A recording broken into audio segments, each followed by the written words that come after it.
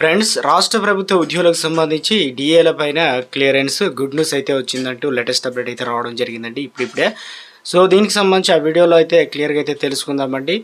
వీడియోని పూర్తిగా చూడండి, కంప్లీట్ ఇన్ఫర్మేషన్ అయితే అర్థమవుతుంది. మరోసారి కనుక ఛానల్ చూస్తున్నట్టు తప్పకుండా సబ్స్క్రైబ్ చేసుకొని bell button all notification activate చేసుకోండి. చూస్తున్నారు కానీ లైక్ చేయడం మర్చిపోతున్నారు. దయచేసి లైక్ చేయండి. ఇక లేట్ చేయకుండా వీడియోలకి అయితే వెళ్ళిపోదామండి. మనం 7వ వేతన సంఘం ప్రకారం డిఏ పెంపుపై కేంద్రం ప్రకటన కంటే ముందు సిక్కిం ప్రభుత్వం ఉద్యోగులకు బంపర్ గిఫ్ట్ అయితే ఇచ్చింది. డిఏ 4% పెంచుతూ నిర్ణయం తీసుకుంది. దసరాకు ముందే ప్రభుత్వం నిర్ణయం తీసుకోవడంతో ఉద్యోగులకు చాలా రిలీఫ్ కలిగింది. ఇక ఇందుకు సంబంధించి ఉత్తర్వులు సైతం వెలువడ్డాయి. ప్రస్తుతం దసరా రేపటి నుంచి మొదలు కానుంది. అయితే ఆ తర్వాత దీపావళి పండుగ ఉంది. దసరా దీపావళి పండుగల నేపథ్యంలో ఉద్యోగులకు సిక్కిం ప్రభుత్వం భారీ నజరాన ప్రకటించింది.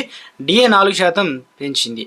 దసరాకు ముందే ఉద్యోగులకు బంఫర్ గిఫ్ట్ అయితే అందించింది. అయితే ప్రస్తుతం సిక్కిం రాష్ట్ర ప్రభుత్వం ఉద్యోగులకు డిఏ పెన్షన్లకు 46% అయితే ఉందన్నమాట డిఆర్. అయితే ఇప్పుడు ప్రభుత్వం అయితే 4% పెంచడంతో మొత్తం డిఏ 50%కి చేరుకుంది. ఇక డిఏ పెంపు అనేది రాష్ట్ర ప్రభుత్వాలకు ఉద్యోగులతో పాటు కాంట్రాక్ట్ ఉద్యోగులకు ఇతర సిబ్బంది కూడా వర్తించనుంది. మరోవైపు కేంద్ర ప్రభుత్వ ఉద్యోగులకు డిఏ పెంపు కోసం చాలా రోజుల నుంచి నిరీక్షిస్తున్నారు. అయితే కేంద్ర ప్రభుత్వం ఉద్యోగులకు డిఏ 3% పెరగవచ్చునని తెలుస్తుంది. అయితే అక్టోబర్ 9వ తేదీన జరగనున్న కేబినెట్ భేటీలో ఈ మేరకు నిర్ణయం తీసుకోనున్నారు. కేంద్ర ప్రభుత్వం ఉద్యోగులకు దీపావళికి ముందే డిఏ బహుమతి ఇవ్వనుందని తెలుస్తుంది. ప్రస్తుతం ఉద్యోగులకు 50% డిఏ అందుతుంది. ఇప్పుడు 3% పెరిగితే మొత్తం 53% అయితే డిఏ కానుంది. ఇక మొత్తానికి అయితే కరోనా సమయంలో నిలిపివేసిన 18 నెలల డిఏ బకాయిల కేంద్రం ప్రభుత్వం ఇంకా ఏ నిర్ణయం అయితే తీసుకోలేదు. ఈ బకాయిలు చెల్లించాలని